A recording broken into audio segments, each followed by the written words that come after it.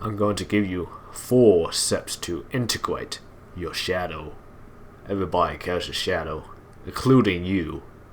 You don't know what a shadow is. It's basically your deepest insecurities, your secret desires to hurt people, your fantasies for revenge, your hunger for attention and power.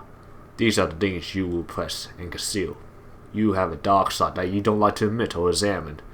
People are generally unaware of this shadow, so it operates unconsciously. Now, according to Carl Jung, there's a thickness to the shadow. Depending on how much repression and the number of traits you're concealing the dark side requires energy. It can be drained to always present a nice and confident front. So the shadow wants to release some inner tension and come back to life. If you're not aware of the shadow and don't integrate it, the shadow will leak out in an uncontrollable way. Anyway, let's get into the 4 steps. Now, this information came from a book called The Laws of Human Nature. Link in the description if you want to check it out. Step 1. See the shadow. Most difficult step in the process. Since the shadow is something we deny and repress, it's almost unnatural to look inward at this. Here are some things you can do to see the shadow. Look for any indirect signs. For example, take any note of one-sided empathetic traits in yourself.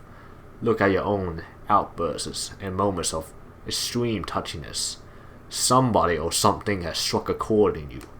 Your sensitivity to a comment or imputation indicates a shadow quality is stirring in the form of a deep insecurity, so you need to bring that into the light.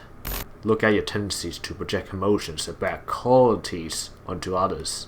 For example, let's say you really dislike narcissistic types of people or pushy people. What's happening here is that you're brushing up against your own narcissistic tendencies and secret desire to be more assertive. This is the form of intense denial or hatred. We are more sensitive to traits, weaknesses in others that we are repressing in ourselves, so we project that onto other people. Examine the early version of yourself. Take this process deeper. Do this by re-examining the earlier version of yourself. Look at traits in your childhood that were drawn out of you by your parents and peers, such as certain weaknesses, vulnerabilities, behaviors or traits that you were made to feel ashamed of. Look at these things that sparked awe and excitement. You must rediscover the authentic parts of yourself because you have become more like others as you got older. Look at your dreams as the most direct and clear view of the shadow. You will find behaviors that you have constantly avoided in life. The shadows talk to you in various ways. Don't look for any symbols and meanings. Focus on the overall tone and emotional feeling that it gives out. Get in the habit of writing your dreams down and pay attention to the feeling and tone. Step 2. Embrace the shadow. Not only see the shadow, but you got to embrace it. Your natural reaction is to feel uncomfortable and maintain only surface awareness when facing your dark side. So you must have complete acceptance of the shadow and integrate it into your personality. Recognize the traits in yourself and do not deny it. Embracing and integrating opposing qualities into your public persona gives the impression of authenticity. Step 3. Explore the shadow. Look at the shadow as having depths that contain great creative energy. Explore these depths, which contains primitive forms of thinking and the darkest impulses. The shadow side of the mind has powers that you can tap into. In fact, some of the most creative people have used their darker side of thinking. Understand, the conscious thinking is quite limited. You can only hold on to so much information in your short and long-term memory. But the unconscious has limitless material for memories, experiences, and information. When we relax our minds in dreams or doing banal activities, the unconscious begins to go to work. We start to associate random ideas. We all have dreams, intuitions, and ideas, but we often refuse to pay attention to them.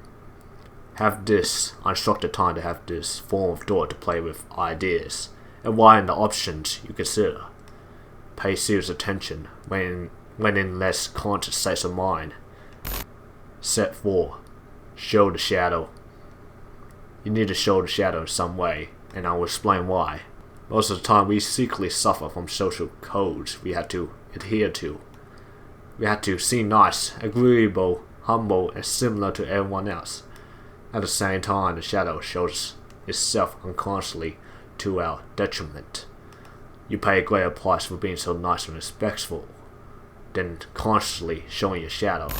First, you must begin by respecting your own opinions more than others, especially in your areas of expertise. Second, get in the habit of asserting yourself more and compromising less. Do this when under control and at appropriate moments. Third, start caring less of what other people think of you. You will feel a great amount of liberation.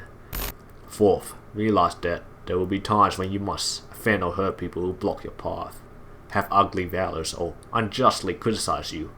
Use these moments of clear injustice to bring out your shadow and show it proudly. Fifth, play the impudent willful child who mocks the stupidity and hypocrisy of others. Finally, openly disregard the very conventions that other people follow scrupulously. Now, once you show these desires and impulses, they no longer lie hidden in the corners of your personality. You release your demons and enhance your presence as an authentic human. Your shadow now becomes your ally. There you go, those are the 4 steps to integrating your shadow. By doing shadow work on yourself, you gain many benefits, such as clearer perception, enhanced mental and emotional energy, greater creativity, and much more. Now, there's more details about the shadow in the book. It's in a specific chapter you want more, so check out the book. It's called The Laws of Human Nature. Link in the description. Leave a like and subscribe if this video provided value to you. One last thing, I'm going to read out this quote from Carl Jung that relates to the shadow. Unfortunately, there's no doubt about the fact that man is, as a whole, less than he imagines himself or wants to be. Everyone carries a shadow, and the less is embodied in the individual's conscious life, the blacker and denser it is. Thanks for watching. Make sure to fulfill your purpose, okay? As always. And farewell.